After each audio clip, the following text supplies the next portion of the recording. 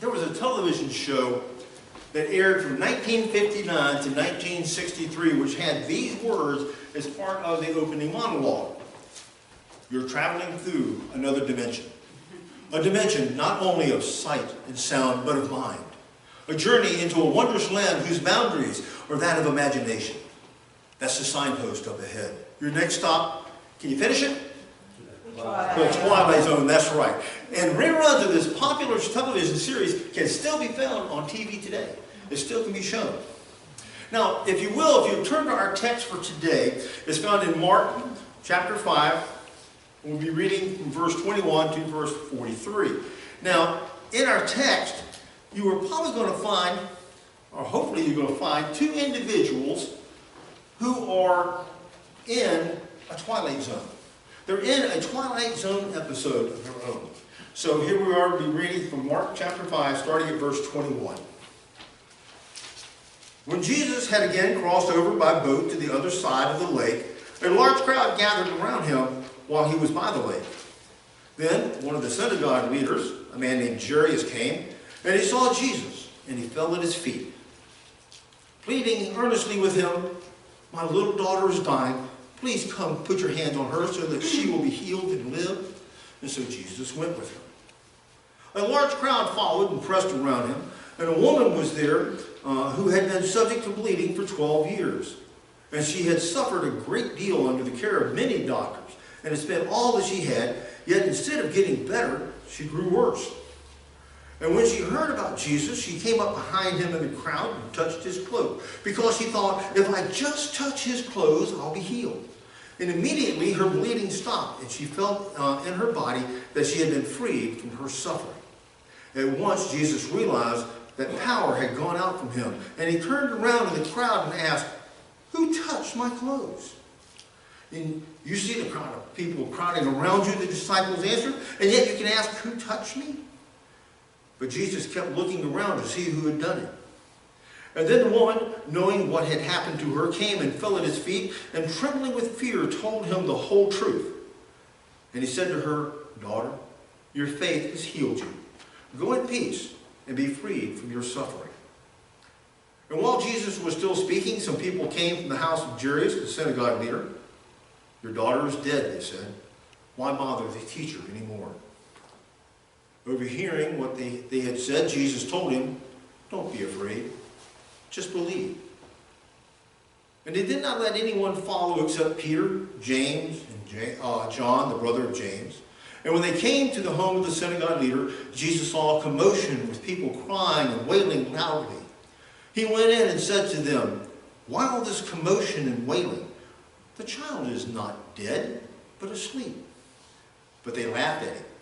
And after he put them all out, he took the child's father and mother and the disciples who were with him, and he went in to where the child was. And he took her by the hand and said to her, "Talitha cum," which means, "Little girl, I say to you, get up." And immediately the girl stood up and began to walk around. She was 12 years old. And at this they were completely astonished. And he gave strict orders not to let anyone know about this. And he told them to give her something to eat. Now, before Jesus arrived here in the region, he had been a tad bit busy. While he was out boating with his disciples, a storm came up. And the disciples were worried. They were scared that the boat was going to be swamped and they'd all be drowned. So they went up to wake up Jesus, and he kind of woke up, what is going on? And he walked out and he says, "Waves, stop it. Wind, stop." And the storm just stopped. It just disappeared. And then, after that, he heals a madman who had been infested by his evil spirits, and then he converses with these same evil spirits, and he sends them into a herd of close to 2,000 pigs. And those pigs took off down the hill into the lake and drowned themselves. And after this incident, the people of the region were a little upset. They got scared. And so they begged Jesus to leave. And so Jesus and his disciples get back in the boat and cross over the lake once again. And now we pick him up here in our text. Now Jesus arrived by boat, and apparently The knowledge of his miracles and his teachings preceded him, because when he arrives, large crowds start gathering around him while he's still at the lakeside.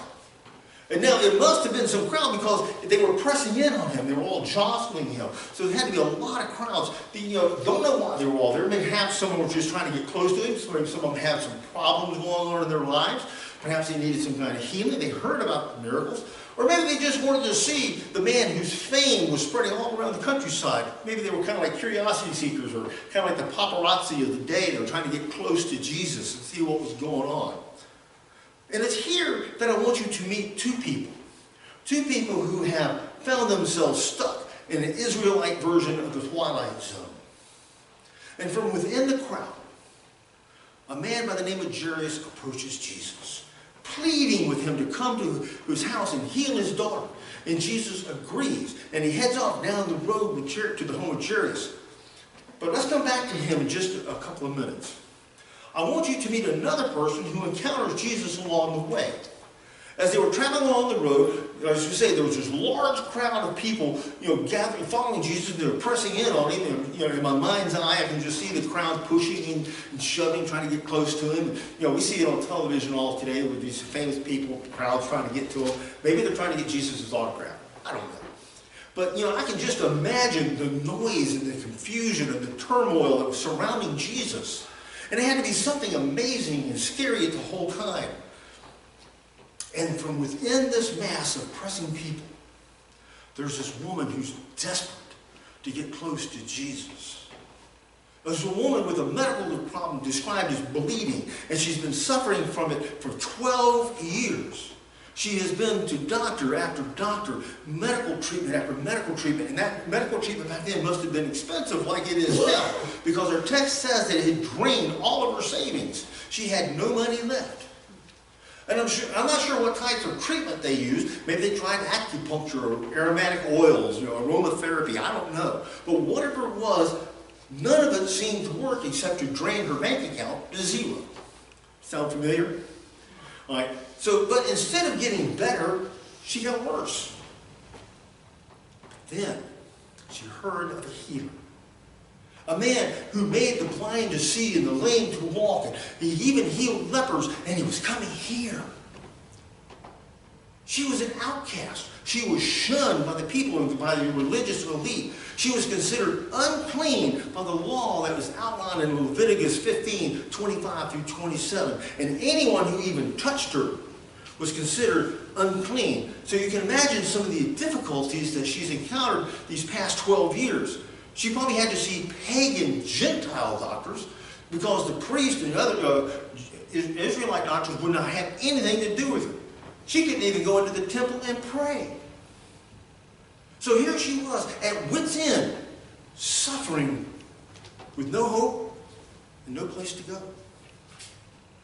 And then she hears about Jesus. And she hears he's coming to the region. Her only hope, Jesus.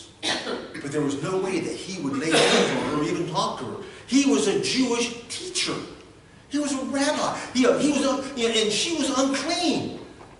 But she thought to herself, if I could just reach out and touch his clothes.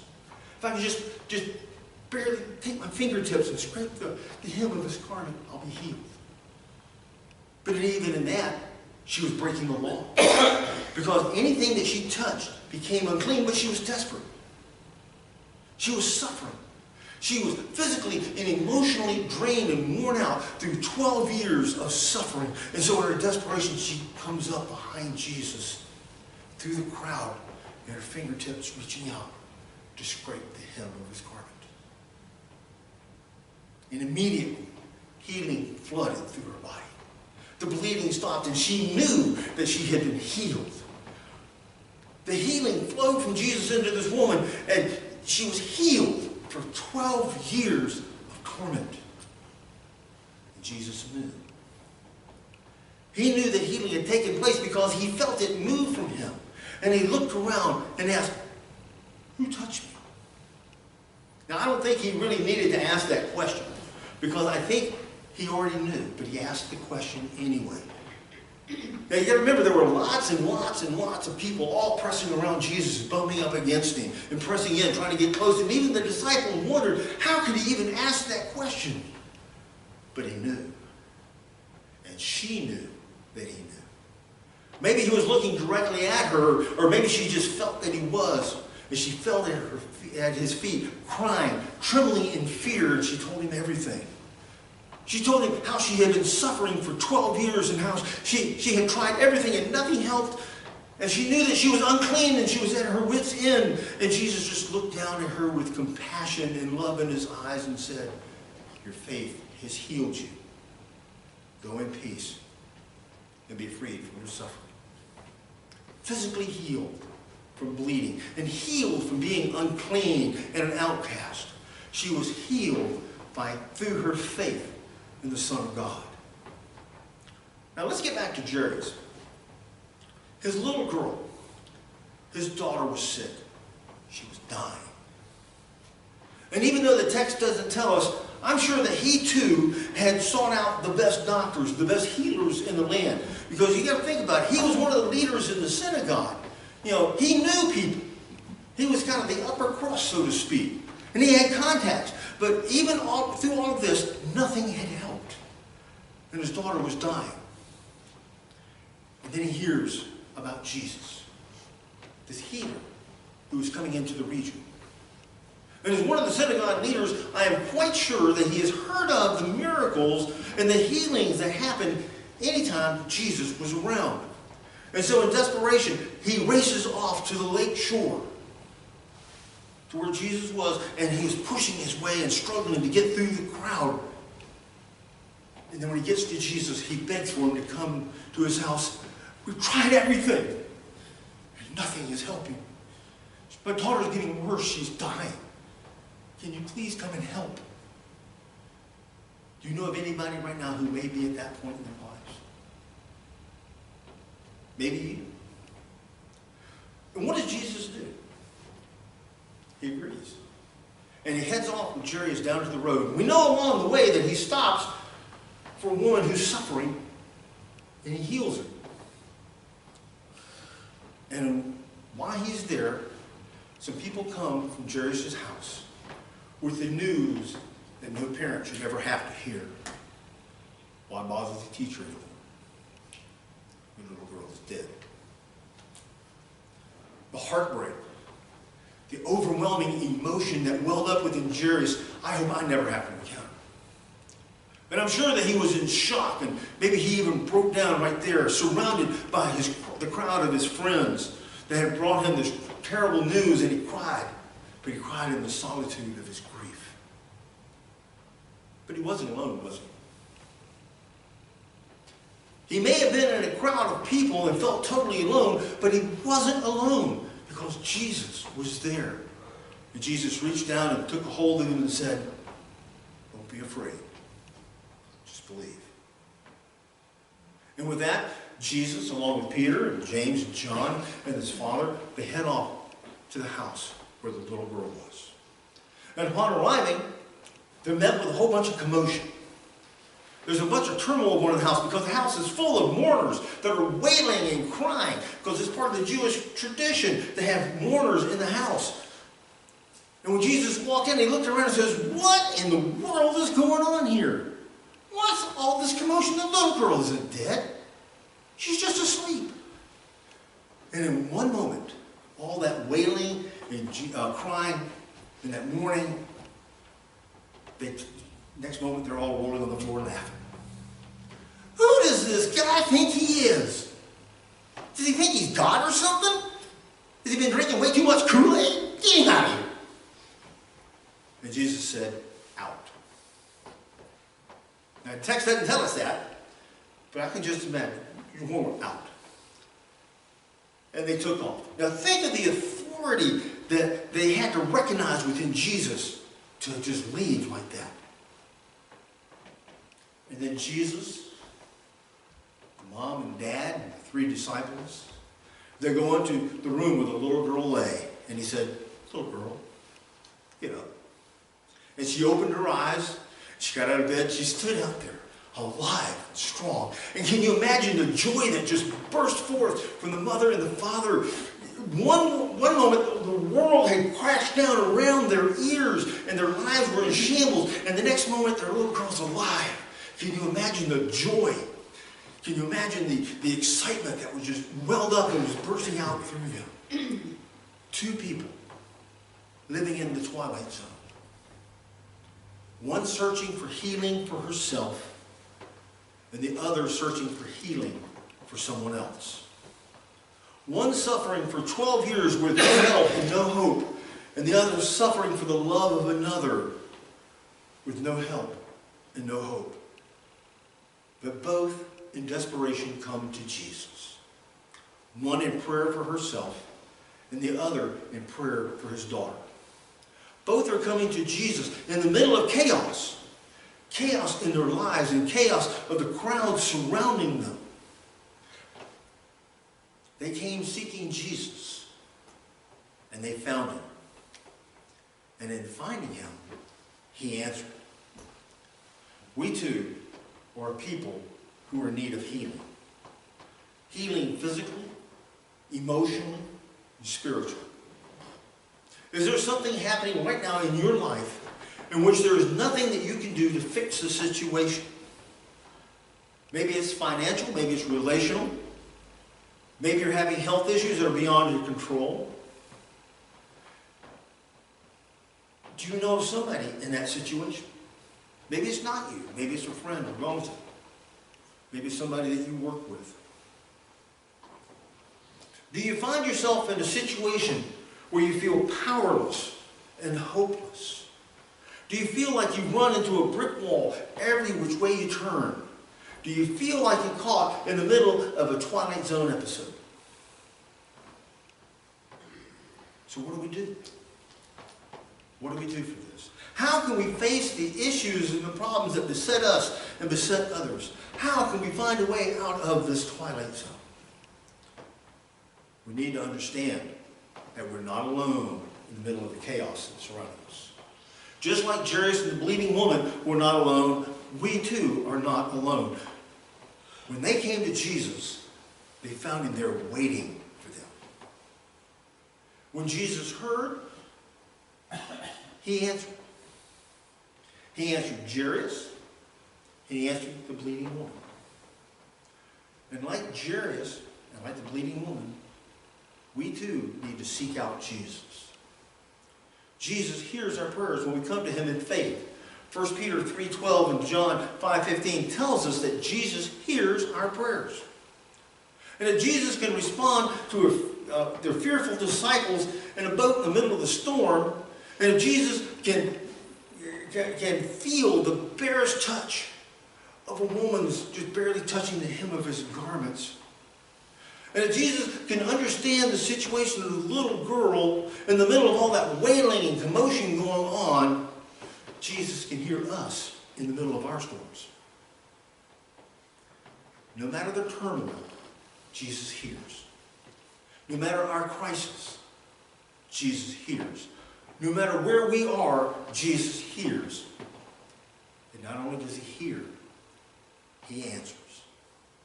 We need to go to Jesus for ourselves and others in every circumstance, good and bad.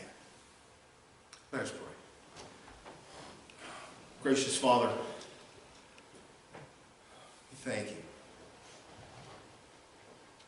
We thank you that you hear our prayers. Sometimes, Father, we don't know what we need to pray for, but you know our situation. Father, we ask you to be a part of our lives.